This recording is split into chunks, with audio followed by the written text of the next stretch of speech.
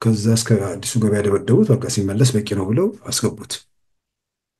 በአብዛኛው ጋዜጠኞች ላይ፣ በአብዛኛው ዋናዎቹ የፖለቲካ መሪዎች ላይ በእንደዚህ በድብደባ ምናምን የሚጠቀስ ነገር የለም።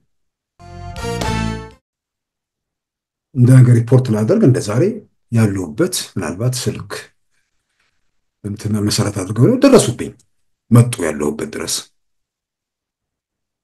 ከመጡ በኋላ ያው ቀደም ሲል እንዳልኩት ድብደባ አለ፣ ምናምን አለ፣ ምናምን አለ።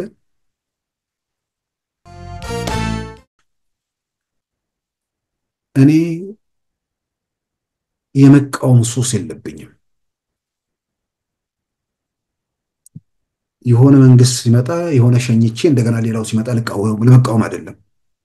ብንታደል ኑሮ ማለትም ህወሓት በ1993 ዓ.ም ሲከፈል ከ30 ማዕከላዊ ኮሚቴ አባላት 12ቱ ከፓርቲው ሲባረሩና የተወሰኑት ወደ እስር ቤት ሲገቡ በተወሰነ ደረጃ ልሳናቸው ነበር ማለት እንችላለን የተወሰኑ ሚዲያዎች። ምክንያቱም ምንም ነገር አልነበራቸውም በወቅቱ። ብዙ ጊዜ ስለ ራስ ምናምን አንስቶ አርስት አድርጎ መዋየት ተገቢ አይደለም ብዬ አምናለሁ። ነገር ግን ደግሞ ከዛ ጋር ተያይዞ ተመሳሳይ ነገሮች ስለሚኖሩ ምናልባትም መነሻ ሆነኝ አንድ አርቲክል ተጽፎ ተመለከትኩኝ። እኔን መሰረት አድርጎ ነው የወጣው አርቲክሉ።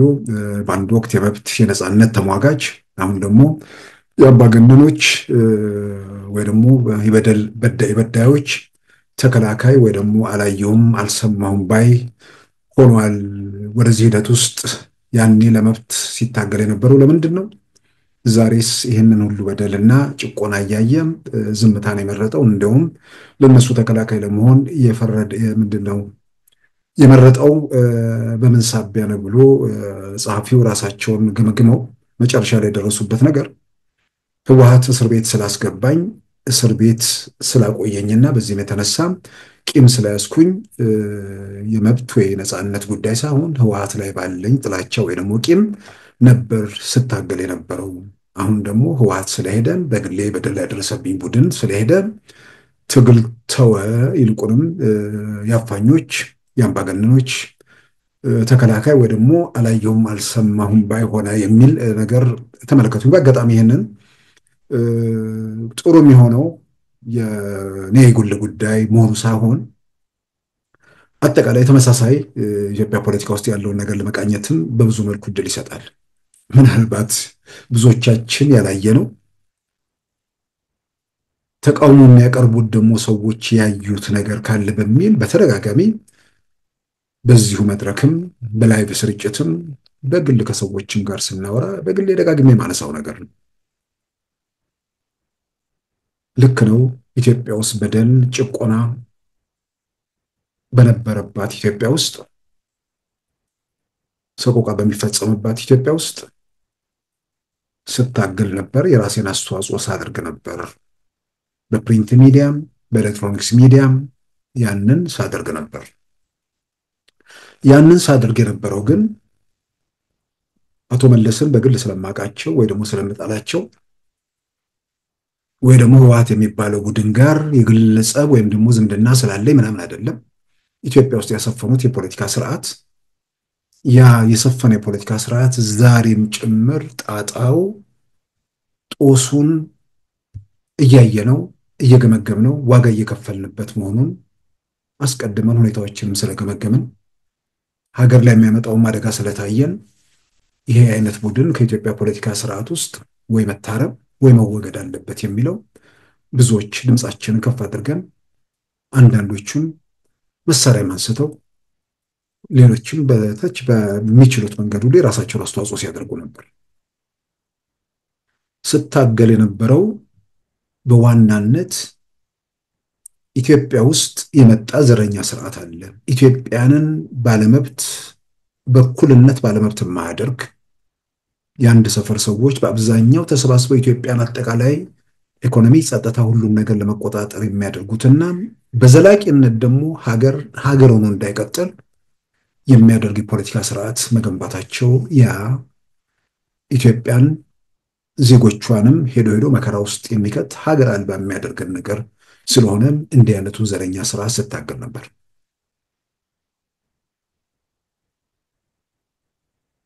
ዘረኛ ስርዓት ስታገል ነበር ማለት ዘረኛው ስርዓት በሌላ ዘረኛ ስርዓት ቢተካ ኖሮ ትግል ይቀጥል ነበር። ወይንም ስታገል የነበረው ዘረኛ ስርዓት ነው። በተወሰነ ደረጃ አምባገነንነት ምናምን የሚሉ ሰው አሉ ሰዎች። አምባገነትም ለኢትዮጵያ ያስፈልጋት ዲሞክራሲ ይገባናል ብዬ አምናለሁ። ነገር ግን ዛሬ ላይ ቆሜ አይደለም። ምናልባት በ1997 ከኔ ጋር እስር ቤት የነበሩ ሰዎች የሚያስታውሱት ነው። አቶ መለስ ዜናዊ አምባገነን ብቻ ቢሆኑ ኖሮ፣ ዘረኛ ባይሆኑ ኖሮ ዛሬ ከእናንተ ጋር አብሬ አልታሰርም ነበር። የአንድ ዘመን ምርጫ ስላጭበረበሩ ወይ ደግሞ ያን ነገር ስላደረጉ ያን ያህል መንግስት ነው የሆነ ቡድን ነው መደንገጡ የሚጠበቅ ነው። ነገር ግን አምባገነን ስርዓትን ቀስ እያልክ እየሞረድክ እያስተካከልከው ትሄዳለህ። ኢትዮጵያዊ መንግስት ነው፣ ኢትዮጵያዊ ስርዓት ነው፣ ኢትዮጵያዊ መሪ ነው። የዚህ ወይም ያዚያን ሰፈር በተለየ ሁኔታ የማይመለከት አምባገነን ብቻ ከሆነ ማለት ነው። ግን ህወሓት ዘረኛ ቡድን ነው። አቶ መለስም ዘረኛ መሪ ናቸው ነበሩ። በህይወት የሉም፣ ነፍሳቸውን ይማረውና።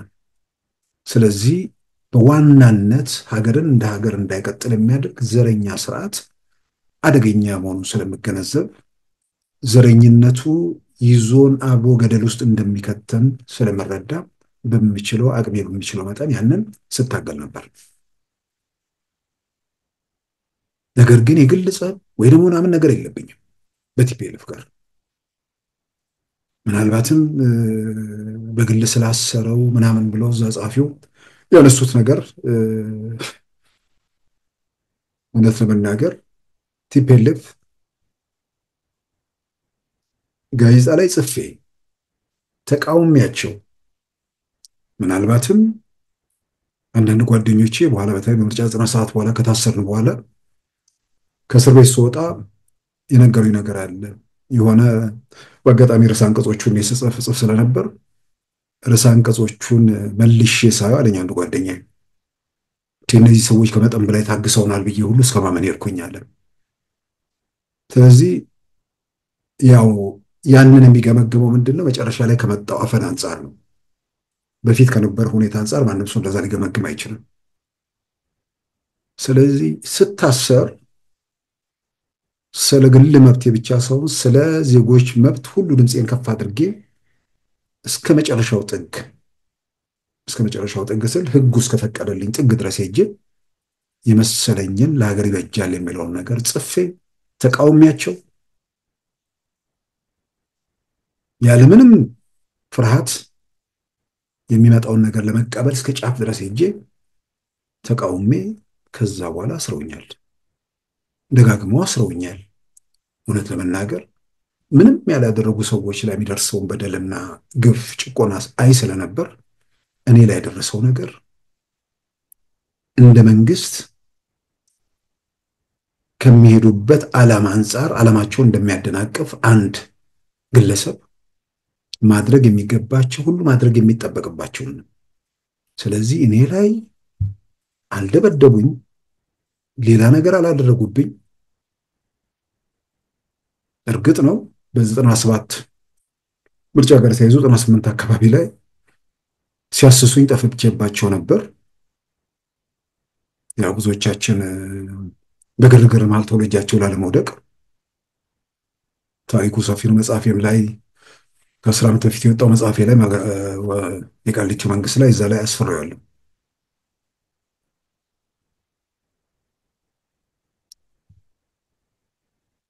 ያን እንግዲህ በነበረ ሁኔታ ውስጥ ወዲያው እጃቸው ላይ ላለመግባት የተወሰነ የሚደረጉ ነገሮች ይኖራሉ። ያው በጣም ደንግጠዋል ወይ ደግሞ የሚያደርጉትን ነገር አሳጥቷቸው ስለነበር ስለዚህ ቶሎ እጃቸው ላለመግባት ሞክሬያለሁ። ምናልባትም ወደ 1 ወር አካባቢ ቆይቼ መጨረሻ ላይ የተያዝኩት እኔ ነበርኩ። በምርጫ 97 ከሚፈለጉ ሰዎች ፎቶቸው በቴሌቪዥን ምናምን ከተበተኑ ሰዎች ማለት ነው። ይሄን እዛ ዝርዝር ውስጥ መገባው መጨረሻ ላይ ሰዎችን ሲይዙ የሚይዟቸውን ሰዎች እስር ቤት ማዕከላዊ እስኪደርሱ ድረስ ይደበድቡ ነበር። እንደውም ሳይደበድቡ ማዕከላዊ ምርመራ ጋር አንዱን አድርሰውት ትዝ ሲላቸው ሳይደበደብ ሊገባ በሆነ ውስጥ ከገባ በኋላ ላለመደብደብ ማለት ነው። ወደ አዲሱ ገበያ መኪና ውስጥ ይዘው እየደበደቡ ወሰዱኝ አለ። ከዛ እስከ አዲሱ ገበያ ደበደቡት። በቃ ሲመለስ በቂ ነው ብለው አስገቡት። በአብዛኛው ጋዜጠኞች ላይ፣ በአብዛኛው ዋናዎቹ የፖለቲካ መሪዎች ላይ በእንደዚህ በድብደባ ምናምን የሚጠቀስ ነገር የለም። ነገር ግን ሲያዙ በጣም ከጠፉ በኋላ ሲያዙ ያደረሱት ከፍተኛ እንትን አለ፣ በል ምናምን ያደረጉት ነገር አለ። እኔ ደግሞ ከጠፋው በኋላ ወይ ደግሞ ከተሰወርኩባቸው በኋላ በቮይስ ኦፍ አሜሪካ ትንሣኤ የሚባል የዛን ጊዜ የተቃዋሚዎች ሬዲዮ ነበር። በነዛ ላይ የሚፈጽሙትን የሚያደርጉትን ነገር ሁሉ ትክክል እንዳልሆነ በአደባባይ ወጥቼ አቋሜን ገልጫለሁ። ካለሁበት ማለት ነው፣ ከተደበቅኩበት ያንን አድርጌ መጨረሻ ላይ መጠብቀው ይደበድቡኛል ምናምን አለም። ከዛም ያለፈ ነገር እጠብቅ ነበር። እውነት ለመናገር የሚያደርጉትን የሆነ ወንበራቸው በጣም ስለተነቃነቀ ድንጋጤ ውስጥ ናቸው። ሰዎቹን አስረው ምንም ብለውም በጣም የተረጋጉበት ጊዜ አልነበረም። ልክ ተረጋግተዋል ነገሮች ምናምን ብዬ ባሰብኩበት እና ባመንኩበት ፍርድ ቤት መቅረብ ምናምን በተጀመረበት ወቅት ከዛ አይ ሄጄ አሁን ሪፖርት ላድርግ ብዬ ወሰንኩ። ለመገናኛ ብዙሃኑ ገለጻ ስሰጥ በነበረበት ወቅት ስናገር የነበረው ከሀገር ርቅ ያለው የሚል ነገር ነው። አገር ቤት ነበርኩኝ። አገር ቤት ብቻ ሳይሆን አዲስ አበባ ነበርኩኝ፣ እሱ አጠገባቸው ማለት ነው። ልክ እንደ ነገ ረቡዕ ቀን ሄጄ ሪፖርት ለማድረግ ነገር ግን ደግሞ ያው ሚዲያዎቹ ላይ ወጥቼ የተናገርኩት ነገር ላይ እልህ ምናምን ሊኖራቸው ስለሚችል የሆነ ቦታ ላይ ምናምን የሆነ ነገር አድርገው ሊያመልጥ ስል ምናምን የሚል ነገር ሊያመጡ ስለሚችሉ ምናልባት ትልልቅ ለሚባሉ ሰዎች ነፍሳቸውን የማረውና ለቀድሞ የኢትዮጵያ ፕሬዝዳንት ለዶክተር ነጋሶ እና ለሌሎች አንዳንድ ሰዎች ያው ስልክ ቀይሬ ካለሁበት ከተደበቅኩበት ሪፖርት ላደርግ ነው፣ ምናልባት የሆነ ነገር ቢደርስ እንኳን ወቁት በሚል ነው። ይሄ ባለበት ሁኔታ ውስጥ እንደ ነገር ሪፖርት ላደርግ እንደ ዛሬ ያለሁበት ምናልባት ስልክ እንትን መሰረት አድርገው ነው ደረሱብኝ፣ መጡ ያለሁበት ድረስ። ከመጡ በኋላ ያው ቀደም ሲል እንዳልኩት ድብደባ አለ ምናምን አለ። ልክ ግቢውን ውስጥ ከገቡ በኋላ መግባታቸውን እንዳረጋገጥኩ ስጠቀምበት የነበረውን ስልክ ትቼ የራሴን ስልክ እንትን ማለት ነበረብኝ። ያን ቀይሬ ከመኝታ ክፍል ወደ ሳሎን ስመጣ ልክ ሳሎን ላይ ደረሱብኝ። ከዛ አንዱ ያው ጠመንጃ ሽጉጥ ይዞ ነበር። በአፈሙዙ ሊመታኝ ሰነዘረ። አጋጣሚ ዝቅ ስለ እንትን አልኩ። ይህን የሚያደርገው ቲፒኤልኤፍ ሰው አይደለም፣ አለቃቸው የቲፒኤልኤፍ ሰው ልክ ወዲያው ቅጽበት ደረሰ። እንዳልነኩት አለ። ልክ የሆነ የምንድን ነው መልአክ ሆነ ከሰማይ ወረደ የሚመስል ነገር ነው የነዛ እልህና ይሄ ሰውዬ አለቃቸው አትንኩት የሚለው ነገር ሲመጣ ምናልባትም ጎብጅተው ነበር በደንብ ትንሽ በደንብ ሊደቁሱኝ። በኋላ እሱ እንትን አደረገ። ይሄን ዛሬ ማውራው ነገር ሳይሆን መጽሐፌም ላይ ጽፌዋለሁ። አሁን ይሄን የምዘረዝረው ቲፒኤልኤፎች በግል ያደረሱብኝ ነገር የለም። በዚህ ወቅት እንኳን እንዳልደበደብ የከለከለው የህወሓት ሰው ነው። ምናልባት በጥሩ ሰው ሆኖ ሊሆን ይችላል። ምናልባትም እንደዛ አታድርጉ የሚል መመሪያ ከላይ ወርዶም ሊሆን ይችላል። ማናቸውም መመዘኛ ግን ቢያንስ የተወሰነ ነገር ማድረግ ሲችል ሌሎቹ እንዳይመቱኝ ወይ ደግሞ አደጋ እንዳይደርሱብኝ እንኳን የተከላከለልኝ የቲፒኤልኤፍ ሰው ነው።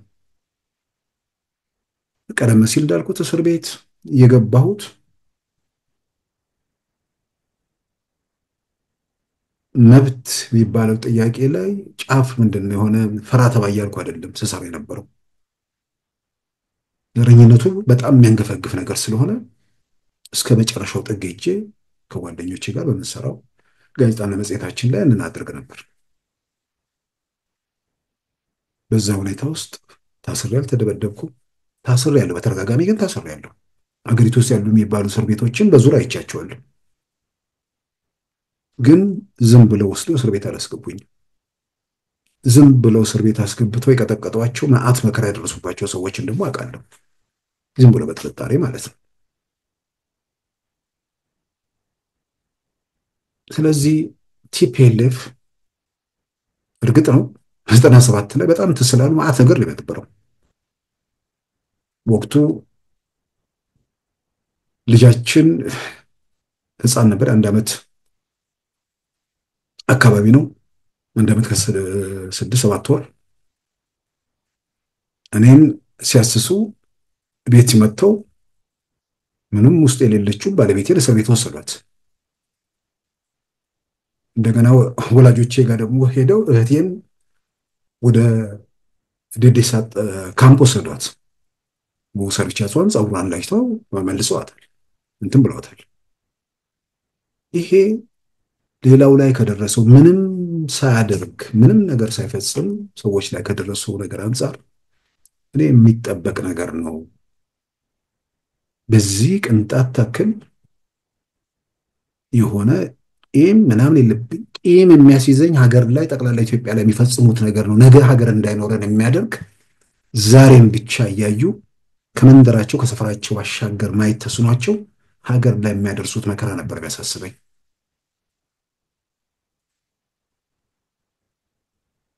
ከዛም ውጭ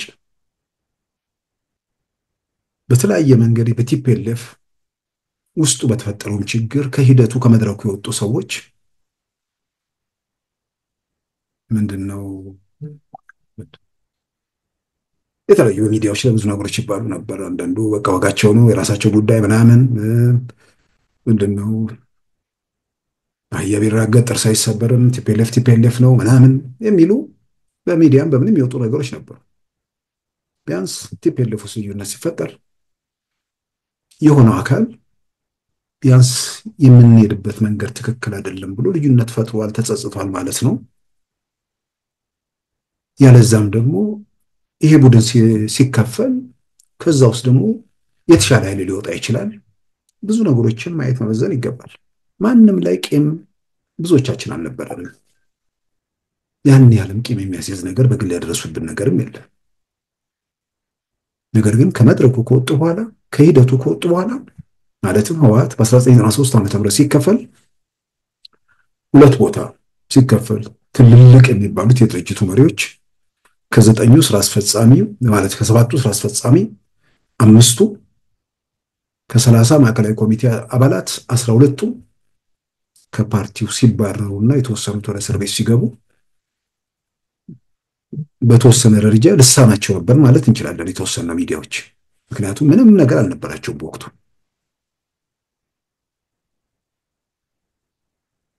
እናቶ ስዬ እስር ቤት ሲገቡ፣ እናቶ ቢተው እስር ቤት ሲገቡ፣ የደቡብ ክልል ፕሬዝዳንቱ አቶ አባተ ኪሾ በተመሳሳይ ከነሱ ጋር ተይዞ እስር ቤት ሲገቡ የፍርድ ቤት ሂደታቸው ውሏቸው ምናምን የኢትዮጵያ መንግስት መገናኛ ብዙሃን ነበር የሚዘገቡት። ነፃው ፕሬስ የተወሰኑ ጋዜጦች፣ መጽሔቶች ነበሩ የነሱ ሽፋን የሚሰጡት። ያም ብቻ ሳይሆን በሚዲያ ተከታታይ ዘመቻ ይከፈትባቸው ነበር። መልስ መስጠት የሚችሉበት መድረክ አልነበረም። መልስ የሚሰጡበትን መድረክ አመቻችተን በእኛው ጋዜጦች በእኛው መጽሔቶች ላይ አቋማቸውን ያንጸባርቁ ነበር። ያን የለቀቁ የህወሓት ማዕከላዊ ኮሚቴ አባላት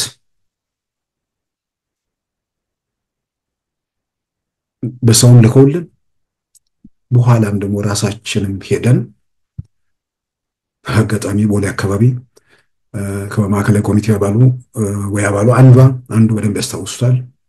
የተወሰነ ስጋትም ፍርሃትም ነበረባቸው። በእንደዛ ደረጃ በጣም ፓወርፉል የነበሩ ሰዎች መግለጫ ለማቀበል እንኳን ሱፐር ማርኬት ውስጥ በግል ያስታውሳለሁ ልቀበላቸው ሱፐር ማርኬት ውስጥ ተቀጣጥረን ሱፐር ማርኬት ውስጥ መግለጫ ለማቀበል ፈራ ተባ እያሉ ምናልባት ወዲያው ምንድነው የመንግስት መዋቅሩን የያዘው ኃይል ወዲያውኑ እነሱንም ተጽዕኖ ማድረግ መሄዱን የሚያሳይ ነገር ነበር። ዞሮ ዞሮ መድረክ ነበር ለነሱ። ትናንት እንዲያደርገው ነበር፣ ትናንት ዘረኛ ስራ ዘርግተው ነበር። የሆነ ሰው የሆነ ቦታ ላይ ትክክል ነው ብሎ ሄደበት መንገድ የሆነ ቦታ ላይ ለማረም ከተነሳ ትላንት ላይ መቆዘም ለማንም አይፈይድም። ነገን የሚያስተካክለው ኃይል ጋር መተባበር ነው ለሁላችንም የሚበጀው። ስለዚህ የቲፒኤልኤፍ ሰዎች እናቶ ስዬ፣ እናቶ ገብሩ አስራት፣ ምክትል ሊቀመንበሩ እናቶ ተወልደ፣ ዶክተር አለም ሰገድ እንዲህ እያልን የምንዘራዝራቸው ሰዎች መድረክ ባጡበት ሰዓት የተወሰኑ ሚዲያዎች፣ ፕሬሶች ነበሩ ለነሱ መድረክ ይሰጥ የነበረው። ስለዚህ በቲፒኤልኤፍ ላይ ምናምን በቀኝ በምናምን ማስታውሰው ታሪክ የለኝም። እንደውም በወቅቱ አሁን ስማቸውን የማልጠቅሰው አንድ የመንግስት ባለስልጣን አንድ ወቅት ሚዲያ ውስጥ ምናምን ነበሩ። በሆነ አጋጣሚ እኛ ጋዜጣ ላይ ከእርሳቸው ጋር የተያዘ የሆነ ነገር ተሰራባቸው። ደውለው አዝናለሁ የነዛ የዘረኞች ልሳን በመሆን የሚል ነገር ጻፉ፣ ተናገሩኝ በስልክ። እኔም ተመሳሳይ መልስ መልሻለሁ። አይ እኔ በሙያዬ ነው ማገለግለው፣ በሙያ ማያገለግልክ አይደለም በሚል ክርክር ትልቁ ነገር የመንግስት ኦፊሻል ሆኖ በኋላ ላይ ወደ አሸነፈው ግሩፕ የገቡ ሰው የነዚህ ልሳን እንዴት ትሆናለህ ብለው ቁጭታቸውን የገለጹብኝንም አስታውሳለሁ። ያም ብቻ ሳይሆን ከዛ በኋላ እነዚህ ሰዎች በሆነ ሚዲያ ላይ መግለጫ እያወጡ ምናምን እንትን የሚሉት ነገር አይደለም። ስለዚህ ራሳቸው ሚዲያ ማቋቋም ፈለጉ። ህዝባዊ የሚባል በትግርኛና በአማርኛ የሚታተም ጋዜጣ ነበራቸው። አቶ ገብሩ አስራትና ወይዘሮ አረጋሽ ሁለቱም የህወሓት ማዕከላዊ ኮሚቴ አባላት፣ አቶ ገብሩ ደግሞ የስራ አስፈጻሚ ነበሩ። አቶ ገብሩ የትግራይ ክልል ፕሬዝዳንት፣ ወይዘሮ አረጋሽ ደግሞ ምክትል ፕሬዝዳንት ወይ ደግሞ ጸሐፊ ነበሩ። በእነሱ አዘጋጅነትና ምክትል አዘጋጅነት የሚዘጋጅ ህዝባዊ የሚባል ጋዜጣ ነበረ። ጋዜጣውን ከማቋቋማቸው በፊት በተወሰነ ደረጃ ሚዲያ ውስጥ ምናምን ስለነበር እኛ እነሱ ላይ የሆነ የተለየ ነገር ጥላቻ ምናምንም ስለሌለብን ተበድለዋል ብለን መድረክም ስለሰጠናቸው በተወሰነ ደረጃ እነሱም ከርቀት የሚፈሩት ነገር እኛም ከርቀት የምንፈራው ነገር የተወሰነ ነገር ሰዎች በተለያየ መንገድ በተቀራረቡ ቁጥር የሚፈተን የሚል ነገር የሚረዘ የሚራገንት የሚል ነገር እንዳለ ነው የምንረዳው። ስለዚህ ጋዜጣ ለማቋቋም ሲሉ ቢያንስ የተወሰኑት ጋር ቁጭ ብዬ ሌሎችም የተለያየ ሰው አነጋግረዋል ብዬ አምናለሁ። የሚዲያው አሰራር ምን ይጠበቃል ምናምን የተወሰነ ነገር ምናውቀው ያለፍንበትን ነገር ላይ አስተያየት ምናምን ይሰጠናቸዋል። ትልልቅ አምባሳደር ምናምን የነበሩ ሰዎች ማለት ነው ኢትዮጵያ ውስጥ። ያ ተሸንፎ ስለወጣ ወይ ደግሞ ምናምን ስለሆነ አይደለም፣ ወይ ደግሞ ትላንት የሆነ ነገር ኢትዮጵያ ላይ ስላሰፈኑ በዛ ቂም የተነሳ ወይ ደግሞ ሳይሆን የሆነ ቦታ ላይ ሰዎች ራሳቸውን ለማረም ትክክል ያለበት አይደለም የሚሉትን ነገር ለመለወጥ ምናምን እንትን ሲሉ በተወሰነ ደረጃ እንደዛ አይነት እድል መስጠትና መድረክ ማመቻቸት ጠቃሚ ነው። አንዳንዴ ሰው በራሱ ሰርክል ላይ ብቻ ይሆንና የማይደርስበት ቦታ ላይ ፍራቻ ሊያድርበት ይችላል። እየተቀራረቡ በመምጣት መሃል አንዳንዴ ሳሉት ወይ ደግሞ በሆነ በአሉታዊ መንገድ የሚመለከቷቸው ነገሮች ወደ አዎንታዊ ሊለወጡም ይችላሉ። በዚህ ረገድ መድረክ መስጠት ብቻ በመድረክም በመስጠት ባልኩት መሰረት ምንድነው ሚዲያ ሲያቋቁሙ ሚዲያ ውስጥ ስለቆየን ምን ይገጥማቸዋል ምን አይነት ነገር ለምሳሌ በወቅቱ በግሌ ከሰጠኋቸው አስተያየት ዋና አዘጋጅና ምክትል አዘጋጅ አቶ ገብሩና ወይዘሮ አረጋሽ ሲሆኑ አይ ሚዲያው እንዲቀጥል ከፈለጋችሁ እነዚህ ሁለት ትልልቅ ሰዎች አዘጋጅና ምክትል አዘጋጅ ባይሆን ይሻላል። እነሱ ከሆኑ ወዲያውኑ በትንሽ ሰበብ እስር ቤት ያስገቧቸዋል፣ ጋዜጣው ይቆማል። ስለዚህ ሌላ ሰው ብታደርጉ የሚል በግሌ ካነሳሁት ያቀረቡት ሀሳብ ነበር። በእነሱ በኩል ደግሞ የነሱ ስም መኖሩ ለጋዜጣው ተሰሚነት ወይ ደግሞ እንትን ሰው ጋር ለመድረስ ያለውን እድል ያሰፋል የሚል እምነት አላቸው። ያንንም ደግሞ አምደኛ በሚል ዘረዝሯቸው፣ አምደኛ የሚለው ሰው በህግ ተጠያቂነት የለበትም፣ አዘጋጅ የሚለው በህግ ተጠያቂነት ስላለበት አጠፋችሁም አላጠፋችሁም ወስደው ሊያስራችሁ የሚችሉበት እድል የሚል እንዲህ አይነት ሀሳቦች ተራውጠን ነበር። ያው በኋላ አዘጋጅ ምክትል አዘጋጅ መሆኑ እነሱ ቀጠሉ። እስከተወሰነ ድረስ ጋዜጣ ሄዷል። ይሄን ዙሪያ ጥምጥም ውስጥ የምገባው በሆነ አጋጣሚ እንግዲህ አንዳንዴ ከውሃት ጋር ተያይዞ ሌሎችም ሰዎች ሲያነሱ አንዳንዱም በየአጋጣሚ ሲጽፍ ስለማየው አሁን ደግሞ የተደራጀ ጽሁፍ ተጻፈ። ሰውየው ጸሐፊው ረዥም አርቲክል ነው የጻፉት። መብት ተሟጋች የነበረው ሰው አሁን እዚህ ደረጃ ላይ የደረሰው በኋላ ስመረምረው ህወሓት ላይ ህወሓት ስላሰረው ህወሓት ላይ ባለው ቂም ነው የሚል ነገር ስላነሱ ለእርሳቸውም ለሌሎችም ህወሓት በግል ያደረገኝ ነገር የለም ብቻ ሳይሆን ምናልባትም በታሰርኩበት ወቅት የታሰርኩት እንደዚህ አይነት መንግስት ስልጣንን በማናቸውም መንገድ ነቅነቅ እንዲልበት የማይፈልግ መንግስት የሆነ የሚቃወመው ምናምን ብዙ ሶስተኛው ዓለም ሀገር ውስጥ የሚጠበቅ ነገር ነው። በዛ ቂም የለኝም። ምናልባትም ደግሞ የከፋ ነገር ሊያደርሱብኝ በሚችሉበት ሁኔታ ውስጥ ጭምር ትተውኛል። ምንም ቂም የለብኝም። ይሄንን በዚሁ አጋጣሚ እንትን ለማለት ነው። ከዛስ በኋላ አሸናፊው የአቶ መለስ ቡድን ቀጠለ። ምርጫ 97 የሚባል በእውናችን በህልማችንም የማንገምተውን ነገር በእውናችን ማየት ጀመር። ከፍተኛ ምርጫ ፉክክር፣ ትልቅ በኢትዮጵያ ታሪክ ውስጥ ታይቶ የማይታወቅ ነገር ታየ። ስለዚህ በአደባባይ ለዛ ተግባራቸው በተለይም አቶ መለስ ዜናዊ ታሪክ እየሰሩ ነው። ጥቀርሻ የለበሰ ስሙ በወርቅ ቀለም የሚጻፍበት ምዕራፍ ላይ ደርሰዋል። ይሄንን ነገር አይቀልብሱት።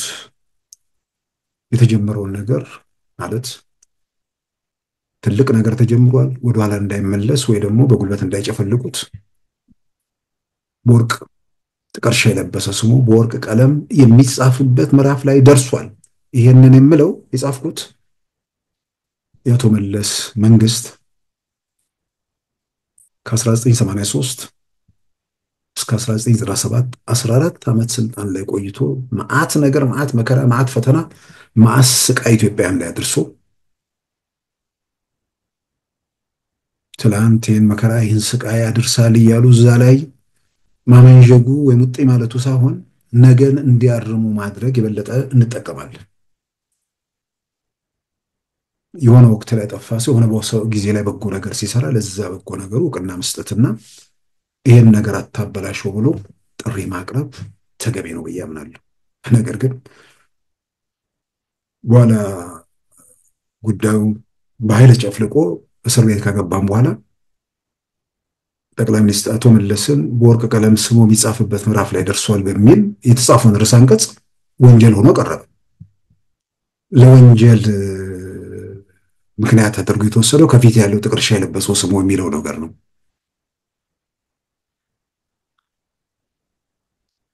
አስተያየት ነው።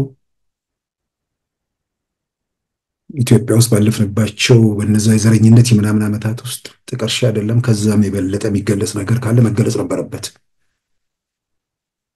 ስለዚህ ቲፒኤልኤፍን የተባረሩትንም በኋላ የቀሩትንም በተመለከተ ምንም እንትን የሚላይ ነገር የለም። ስንት ቂም የሚያስይዝ ስንት ሀገርና ሕዝብ ላይ በግልም ካየነው ነገ ሀገር እንዳይኖረኝ እየሰሩ ነው የኔ ፍራቻ። እንደ ኢትዮጵያዊም ከታየም ነገ ሀገር እንዳይኖረን እያደረጉ ነው ትልቁ ስጋታችን።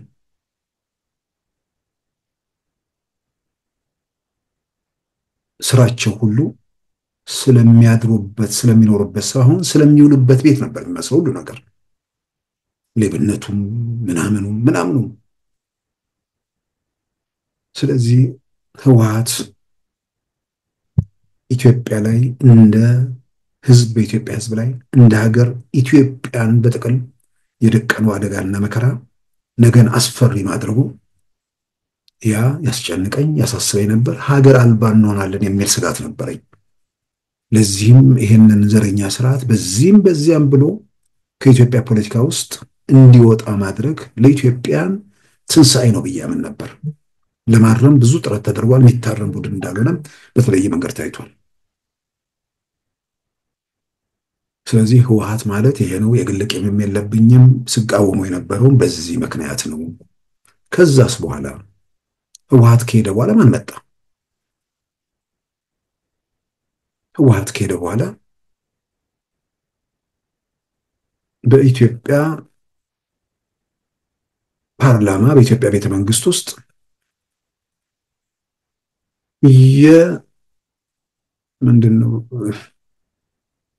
የምንድነው ብዙ እየከሳች እየገረጣች እየሞተች ያለች ስሟ ራሱ ኢትዮጵያ የሚለው ብሔር ብሔረሰቦች በሚል ተሸፍኖ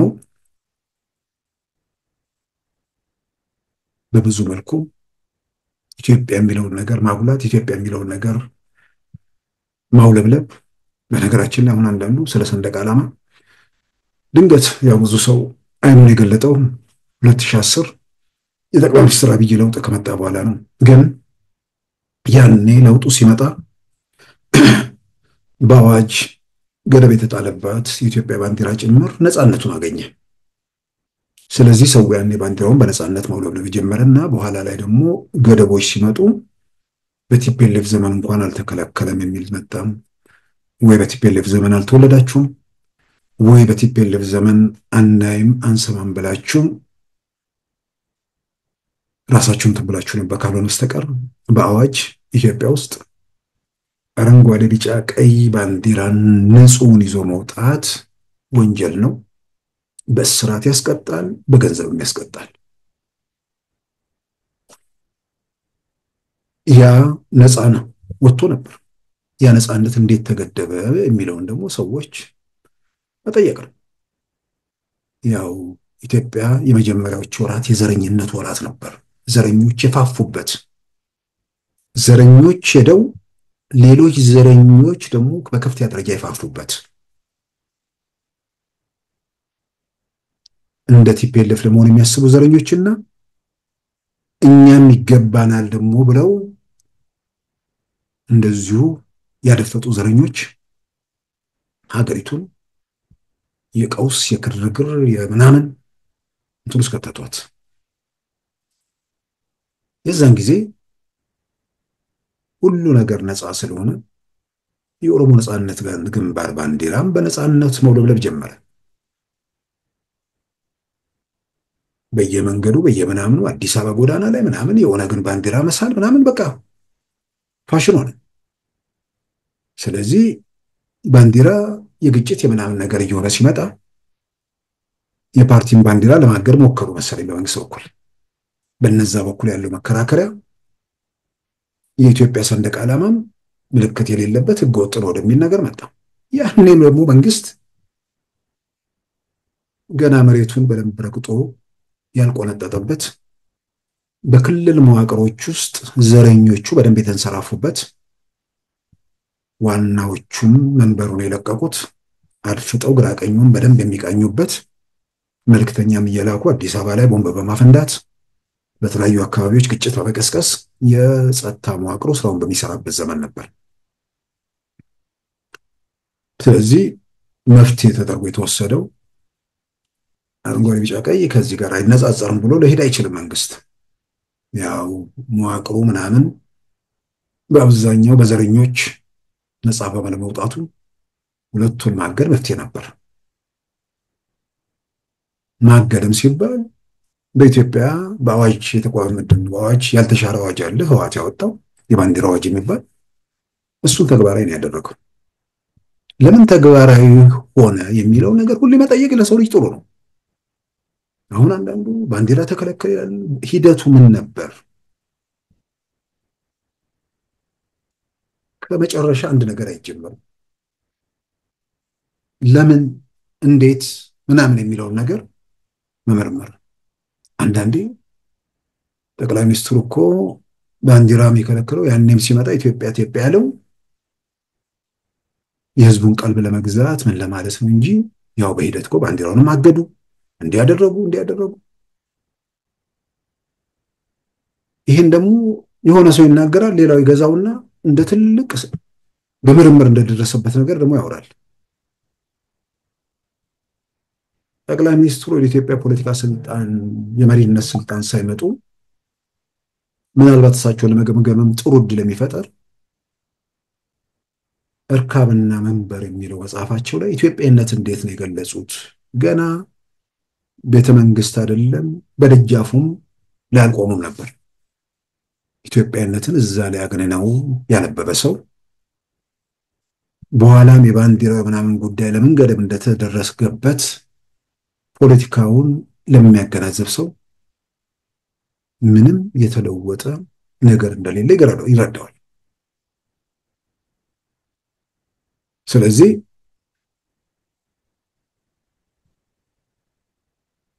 የመጣው መንግስት የሆነ ዘረኛ መንግስት ነው ሄደ ኢትዮጵያዊ የሚል ዘረኝነት ኢትዮጵያን ያጠፋታል የሚል ነገር ግን ደግሞ ስር ነቀል ነገር ለማምጣት አንድ ላይ ተያይዞ ድምጥማጡ ሊጠፋ የሚችልበት ሁኔታ ስላለ ቀስ እያሉ እየሞረዱ እያስተካከሉ ሁሉም ኢትዮጵያዊ ባለ ሀገር ባለ መብት የሚሆንበት ሁኔታ ለመፍጠር እየሰሩ ጉዞ የጀመሩበት ሁኔታ ነው የምንረዳው።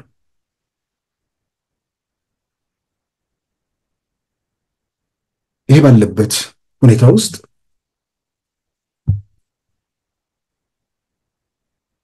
አሁን መከራከሪያ ሆኖ አሁን ሲጻፍ ምንም ማየው ዘረኛው መንግስት ሄዶ ሌላ ዘረኛ መንግስት መጥቷል የሚል ነው።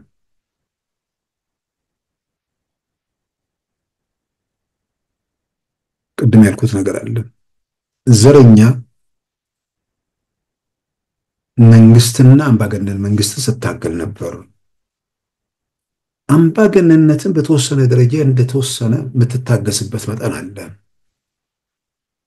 የመጀመሪያ ምርጫ ላይ ለምሳሌ ይደነግጡና ምንም አንለቅም ሊሉ ይችላሉ። አንዳንዴ ደግሞ አምባገነንነት አሁን ባለፈው ማንስቻለሁ እንደ ሩዋንዳ ባለ ሀገር ውስጥ ከጋሜን አምባገነን የሚሉ ሰዎች አሉ።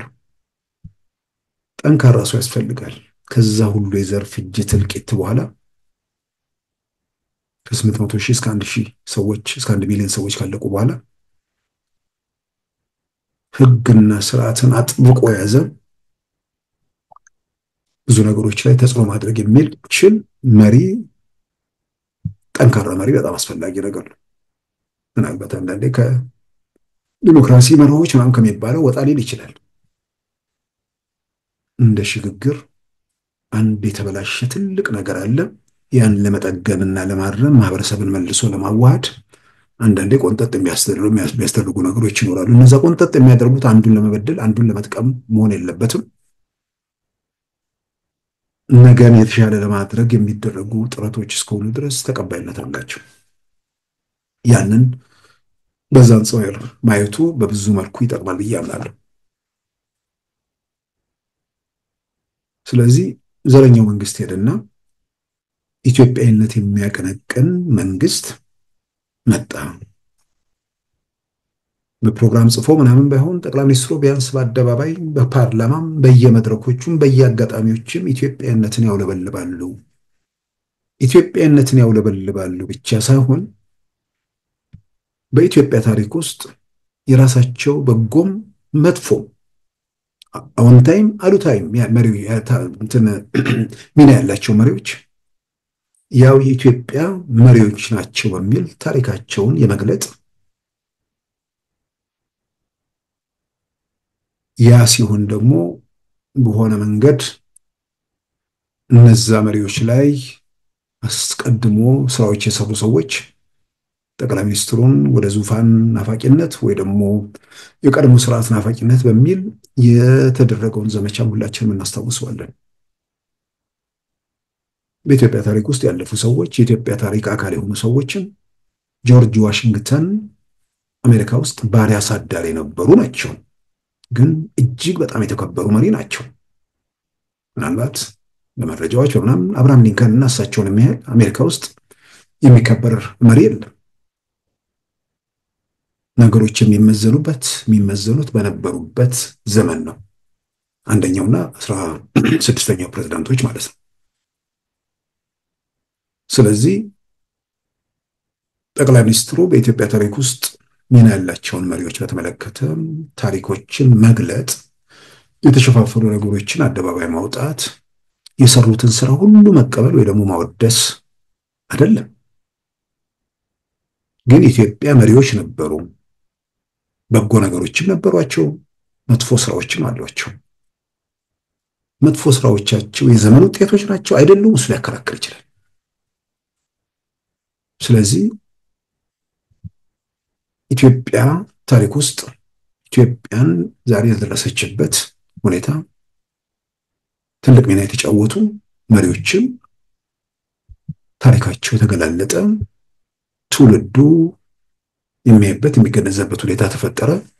ያን በማድረጋቸው ከብሔርተኛው ካምፕ የነበረውን ነገር አሁን ሲቆይ ካረሳነው በደንብ እናስታውሳለን። ሲቆይ ካረሳነው ብቻ ሳይሆን የዛን ጊዜ እሳቸው ላይ ዘመቻው ግንባር ቀደም መሪ የነበሩ ሰዎች እና ያኔ በሌላ ጫፍ የነበሩ ሰዎች ደግሞ አብረው ወደ አንድ ገጽ መምጣታቸው ራሱ አስገራሚ ነገር ነው። መርህ አልባነት የሚለው እንደዚህ ነው። የምትቆምበት መሰረት ሁልጊዜም ለሰው ልጅ ያስፈልጋል።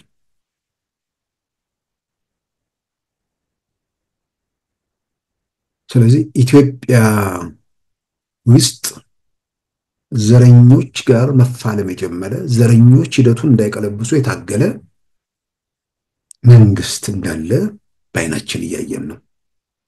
በቃልም በድርጊትም ያንን ሲያደርጉ የነበሩ ሰዎች ናቸው።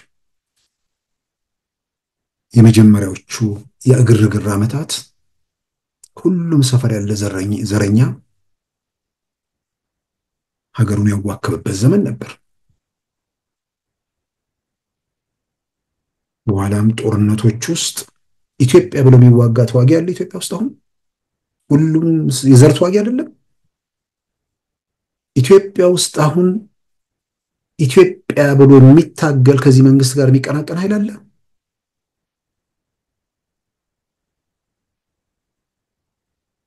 ቲፒኤልኤፍ በነበረበት ወቅት ኢትዮጵያ ብለው የሚታገሉ ጠመንጃ ያነሱ ኢትዮጵያ ብለው የሚታገሉ ምሁራንም ፖለቲካ ድርጅቶችም ምናምን አየሩን በዋናነት የተቆጣጠሩት እነሱ ነበሩ። ዛሬ ደግሞ ኢትዮጵያ ብሎ በኢትዮጵያነት የሚንቀሳቀሰው መንግስት ደግሞ ጠቅላላ ቢቃወሙት በዘር ላይ የተደራጁ የዘር ድርጅቶችና ደጋፊዎቻቸው ናቸው። ስለዚህ ያን የዘረኝነት መንግስት ስንል የምንገልጽባቸው በስልጣን መዋቅር በኢኮኖሚውን በመቆጣጠር ከዛም በላይ በቃላትም በድርጊትም ኢትዮጵያዊነትን ስሜት እያደበዘዙ አካባቢ ስሜትን እያጎሉ በኢትዮጵያ መካከል ጥርጣሬና ጥላቻን እየዘሩ አካባቢዎችን፣ ግዛቶችን፣ አሁን ክልሎችን በመስለን እያስተዳደሩ የኢትዮጵያ የጸጥታ ተቋማት የኢትዮጵያ ሳይሆኑ የክልል ሚሊሻ እንዲመስል የተሰራበትን 27 ዓመት ሙሉ ያልተለወጠ ከጊዜ ወደ ጊዜ የተባባሰ የሄደበት ሁኔታ ነው። ስለዚህ ኢትዮጵያዊ ስለ ኢትዮጵያ ስታገል ኖሬ ኢትዮጵያ ምድነው በየሰፈር በየጎጡ በየምናምን ተሰባስቦ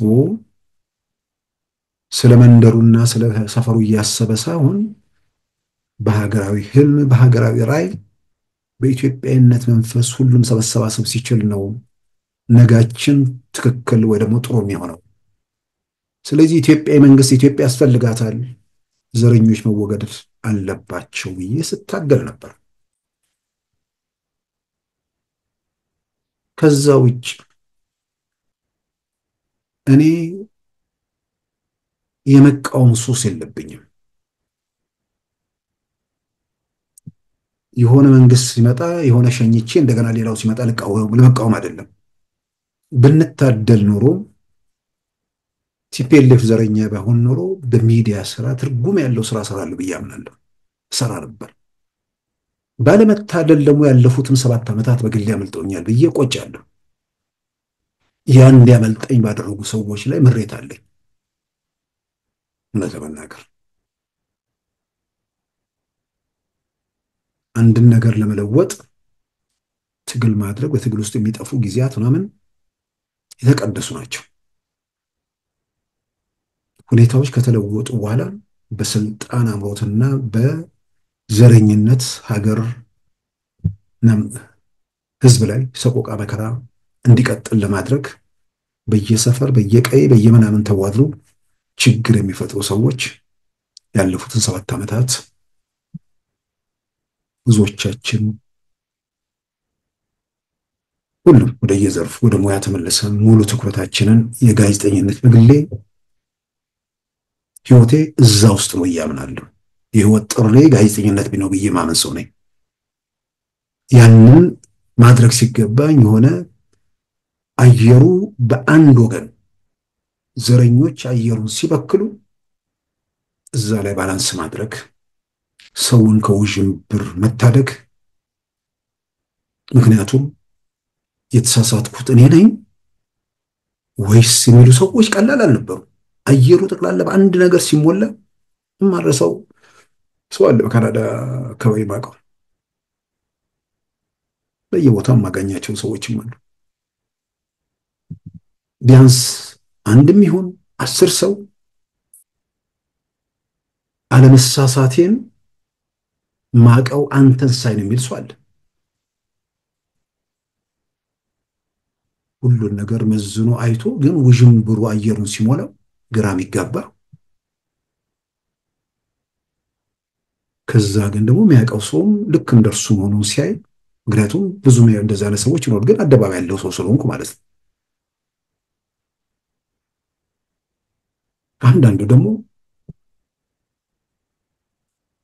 አሁን እዚሁ አዲስ አበባ ውስጥ ጥሩ ነው በጣም ምናምን ሲባል ሰዎች እናገኛለን እና አንድ ቀን ምናልባት በተለያየ መንገድ ያገኟቸውን ሰዎች መሰረት አድርጎ አንድ ፕሮግራም ልሰራበት እችላለሁ። አንዱ ምን አለኝ፣ ሲሳይ እንትን የምትለውን እከታተላለሁ፣ ግን እንዴት ሁሉም ከአንተ ጋር የነበሩ ሰዎች ሌላ ካምፕ ውስጥ ሆነው እንዴት አንተ ብቻህን ትክክል ትሆናለህ አለኝ። ትክክል መሆን ትክክል አለመሆን በቁጥር ብዛት አይወሰንም። ትክክል መሆን አለመሆን የብዙዎቻችን ችግር። ምናልባትም ብሔርተኛው ምናምን ካምፕ ላይ ያለው አብዛኛው ሰው ግራ ቀኝ ማየት ቢችል ኖሮ ብዙ ነገሮች መታረም ናቸው ሰፊ ነበር። ስለዚህ ለዛ ሰው አልኩት፣ እውነት በቁጥር ብዛት አይቆምም። የምትሰማኝ ከሆነ አሁን እኔ ጋር ያለውን ክፍተት ወይ ደግሞ ይሄን ለምን አላደረክም በልና ጠይቀኝ አልኩት። የለም በዚሁ መድረክ በተደጋጋሚ አሁንም እንትን የሚሉ ሰዎች ምን አንዳንድ መቃወም አማረኝ፣ ምን ብዬ ልቃወም ብዬ አርቲክል ልጽፍ አስቤ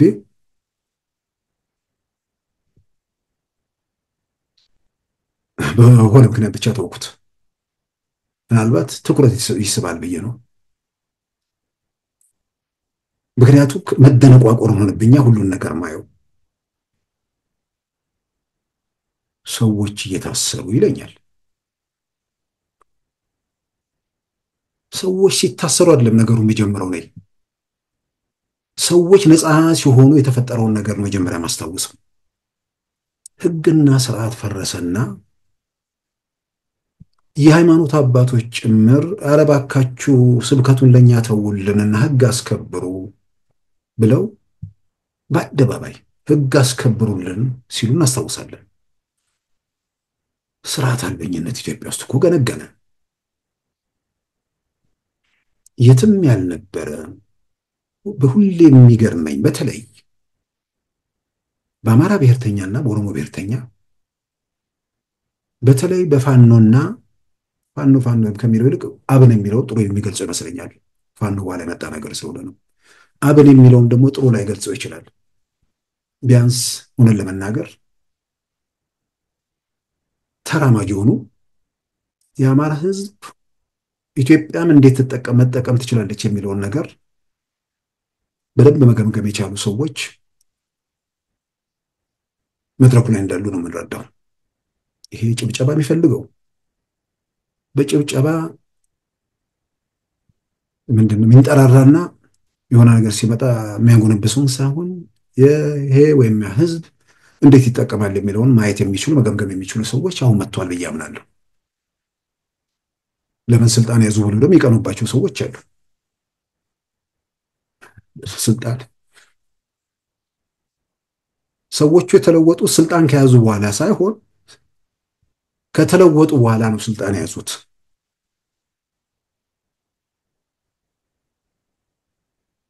ቢያንስ በመጀመሪያዎቹ ዓመታት ሁከት፣ ግርግር፣ ጭብጨባ ምናምን ውስጥ እኔ አላስታውስም አሁን ያሉትን መሪዎች። ምናልባትም በደንብ ማውቃቸው እንደውም አንዳንዶቹ በዛ በጦርነቱ ሰዓት ጦር ሜዳ በመሄዳቸው ነው። እርግጥ ነው ፎቶ ምናምን የተነሱ እናውቃለን፣ ሳይሄዱ ማለት ነው። ስለዚህ በመጀመሪያዎቹ ዓመታት የነ አብንና የነ ሸኔን ነገር የሚያስታውስ ሰው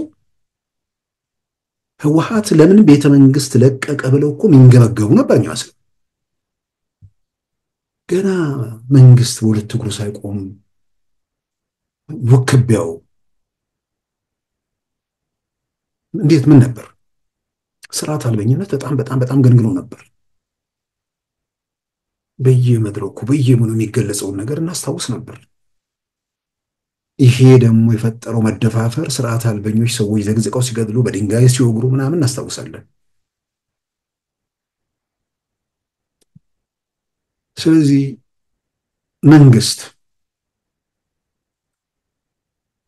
ምንድነው የታመቀው ነገር በር ይከፋፈት የሚለው ኦናው ምንድነው ኦና ቤቱ ሲከፋፈት የሆነ የሚሸት ነገር አለ፣ በኋላ አየር ሲገባ ይለወጣል የሚለው ነገር ኦና ቤቱ የተበከለ አየር እንደገና ገባበትና የበለጠ ንጹህ አየር አለ የተጠበቀው የበለጠ የቆሸሸ እና የሚተነፈግ አየር ገባና ሀገሩ ሌላ ማዕት ውስጥ ሌላ መከራ ውስጥ ወደ መግባት ሄደ። ዩቲዩብ እና ፌስቡክ ላይ እኮ ብሔረሰብ መሳደብ የሚያስጨበጭብ ሆነ።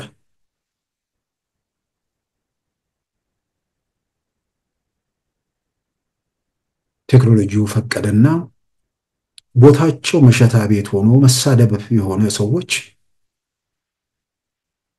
ስልክ ይዘው ብዙዎች የሚመለከቷቸው ሆኑ። ኮምፒውተር ላይ ምናምን ቁጭ ብለው ስድብ በቃ የእውቀት መጨረሻ የጥበብ መጀመሪያ እግዚአብሔር መፍራት ነው የሚለው ነገር ቀረና የጥበብ መጀመሪያ ስድብ ሆነና ብዙዎች ተኮልኩለው ወደ መመልከት ሄዱ። ብሔርተኝነት መጥፎ ነገር ሚዛን ስለሚያዛባ ነገሮችን ግራ ቀኝ ለማየት ስለሚከለክል የኔ አይደለም የሚለው ብሔረሰብ ወይ ደግሞ ሰፈር ምናምን ሲሰደብ ያንን የሚያደርገውን እንደ አርበኛ መቁጠር ተጀመረ። ዛሬም የሚሉ ሰዎች እንደዚህ ለመብት ታግሎ እስር ቤት ስላሉ ስማቸውን አልጠራም እንጂ የተደራጀ ዘረኝነት ሲቀሰቅሱ የነበሩ ሰዎች እንደው ምን ያኔ ዝም ብሎ ትርኪ ምርኪውን አላይም። ግን በኋላ ምንድን ነው ተብሎ የሚሰሩት ቪዲዮዎች ሲወጡ ራሱ መንግስት የት ነበር ነው የሚያሰኘው። በዚህ ደረጃ ህብረተሰብ ላይ በዚህ ደረጃ ማህበረሰብ ላይ ጥላቻ ሲነዛ እና ህግና ስርዓት እንዲከበር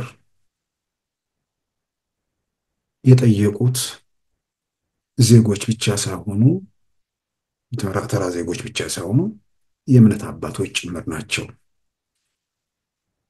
ህግና ስርዓት በማስከበር ውስጥ ደግሞ የፖለቲካ ልዩነትን የመድፈቅና የሚቃወሙ ሰዎችን ድምፅ ምንድን ነው ሀሳብ ለማፈን የሚደረግ ነገር ካለ ተቀባይነት የለውም።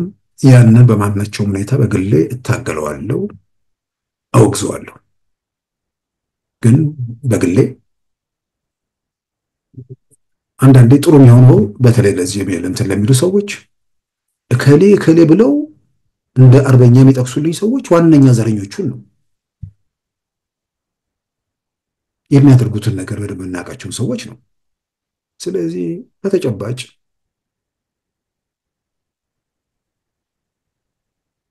የዘር ቅስቀሳ ምናምን ውስጥ ሳይገቡ ሁከት፣ ግርግር እንዲፈጠር ሳይሹ ወይ በደቦ የገቡ ወይ ደግሞ መንግስት ሆን ብሎ ያጠቃቸው ሲል የቀላቀላቸው ካለ እነዛን ንገሩንና በጋራ ድምጻችን እናሰማ።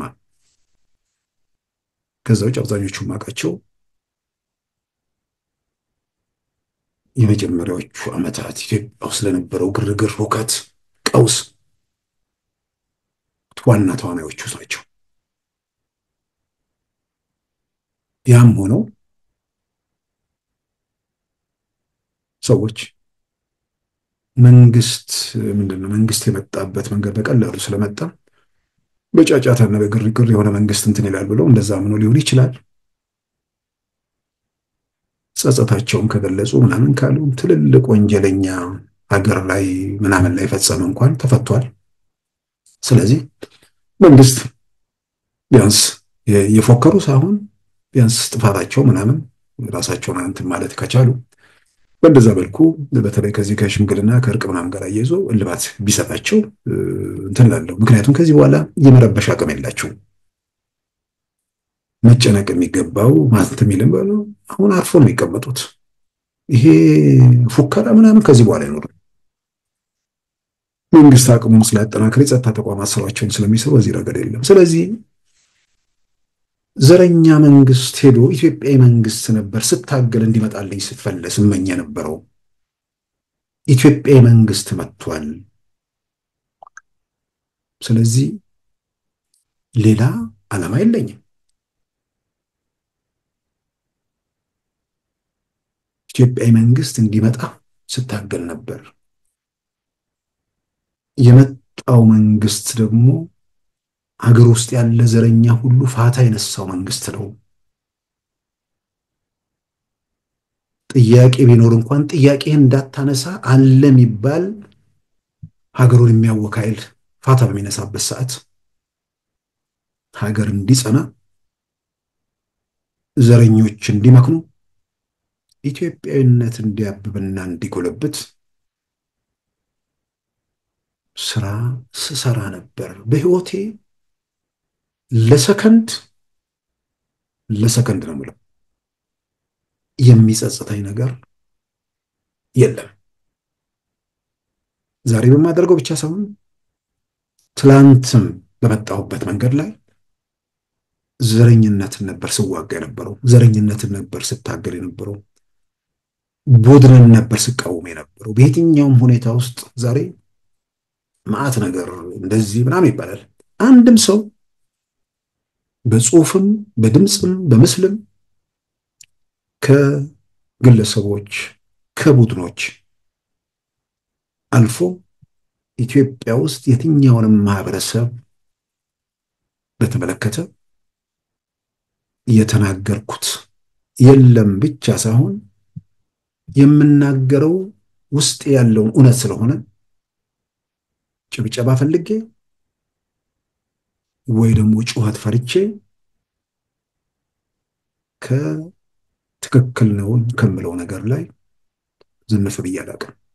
ለመመጻደቅ አይደለም፣ ውስጥ ያለውን ነገር ስለምናገር ነው። በእግዚአብሔርም ላይ ጽኑ እምነት ስላለኝ ነው። ያም ደግሞ በትክክለኛው መንገድ ላይ እየመጣው እየተራመድኩ ከቀን ወደ ቀን ያ ነገር እየተገለጠ በመጣቱ ደግሞ ፈጣሪን በጣም አመሰግናለሁ። ስለዚህ ምን ልቃወም? ስቃወም የነበረው ዘረኝነትን ነው። ዘረኝነት በዘረኞች የሚፈተንን መንግስት ለምን ብዬ ልቃወም?